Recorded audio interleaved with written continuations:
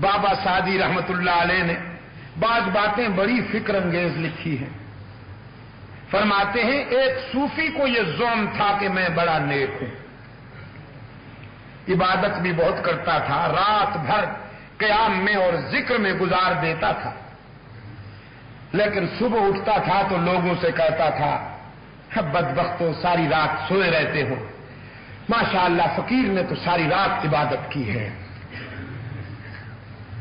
ناچیز کو دیکھو ساری رات کھڑا رہا ہوں، نوافل ادا کرتا ہوں، ذکر کرتا ہوں، تلاوت کرتا ہوں، تم سوئے رہتے ہو، جہنم میں جاؤ گے.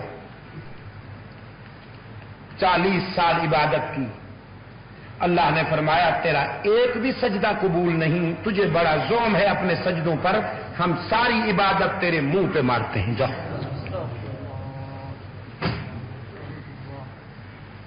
حضرت امام مالک رحمت اللہ علیہ، ان کی سیرت میں ایک بات ملتی ہے کہ آرزو تھی کبھی بیت اللہ کا اس طرح طواف کروں کہ میرے سوا کوئی نہ ہو، اکیلا بیت اللہ کا طواف کروں، پھر اللہ سے کہوں گا آج اگر یہ ناچیز بندہ تیرا نہ ہوتا تو تیرے گھر کا طواف کرنے والا ہی کوئی نہیں تھا. یہ پیار کی باتیں ہیں، امام مالک جیسے لوگ کر سکتے ہیں. فرماتے ہیں موقع کی تلاش میں تھا، رات کو جب بھی پہنچا طواف کرنے والے موجود، دن کو شدید گرمی پہنچا تو طواف کرنے والے موجود. ایک دن شدید طوفان آیا، اولے پڑے، میں نے سمجھا آج اس طوفان میں کون آ سکتا ہے، بڑا اچھا موقع ہے. بیت اللہ میں تشریف لائے، دیکھا کہ اولاد آدم میں سے تو کوئی نہیں تھا، آدمی تو کوئی نہیں تھا، ایک بہت بڑا اژدہا قد آدم سے اونچا اٹھا ہوا بیت اللہ کا چکر لگا رہا تھا.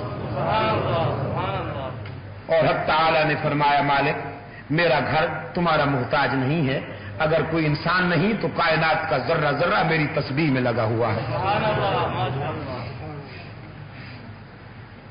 تو یہ صوفی صاحب رو رہے ہیں،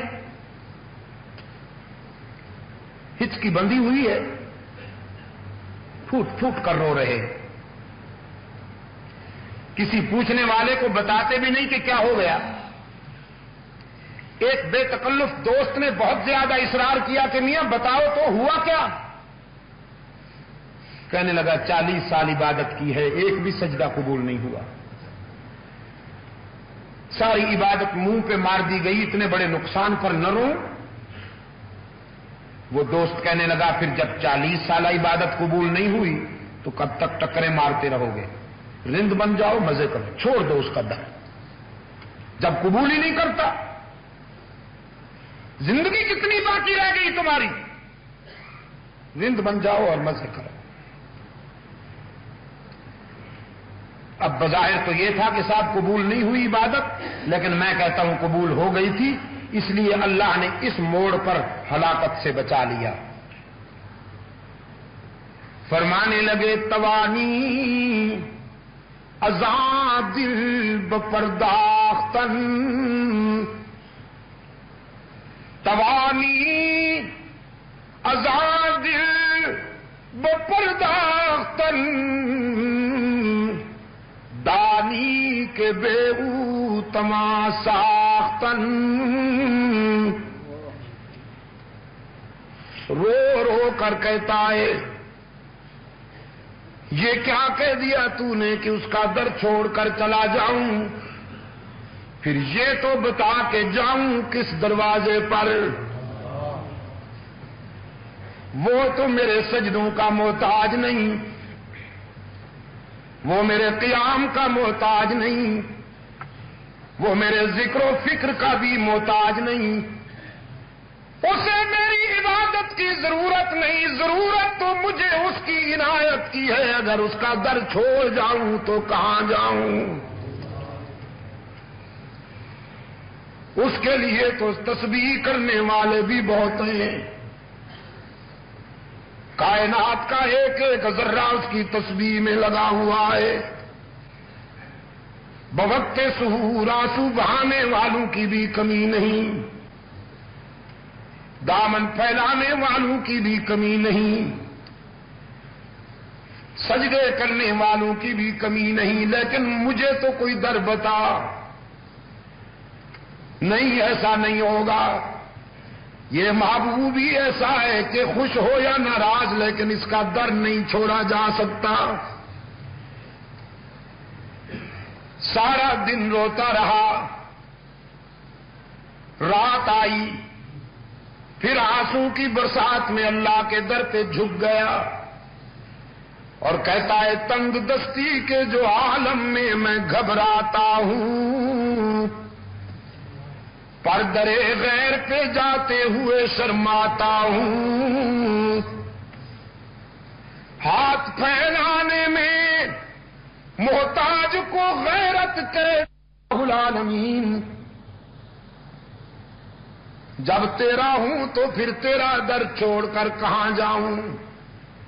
قبول کرے یا نہ کرے میرے سجدے تیری مرضی، لیکن یہیں پڑا رہوں گا، یہیں روتا رہوں گا، یہیں دامن پھیلاؤں گا، یہیں دل کی بات کہوں گا۔ میری آرزویں تیرے سوا کسی سے وابستہ نہیں، تو قبول کرے یا ٹھکرا دے، لیکن تیرا در چھوڑ کر کہیں جانے والا نہیں۔ اللہ کی رحمت بھی جوش میں آ گئی، فرمایا قبول است گرچہ ہنر نیستت، قبول است گرچہ ہنر نیستت، کہ جز ما پناہ دیگر نیستت۔ آج ہم نے تیرا یہ سجدہ بھی قبول کر لیا اور سابقہ 40 سالہ عبادت بھی قبول کر لی، 40 سالہ سجدے بھی قبول کر لیے، اس لیے کہ جب ہم نے تیرے منہ سے یہ سنا کہ ہمارے سوا تیرا کوئی در نہیں، تو پھر ہمیں بھی حیا آ گئی کہ ہم تجھے کیوں تنہا چھوڑ دیں۔ مگر کوئی آئے تو صحیح اس در پہ، اشک تو بہائے، ذرا آنسو تو بہائے۔ ذرا ذرا سے نقصان پر ہم رو دیتے ہیں،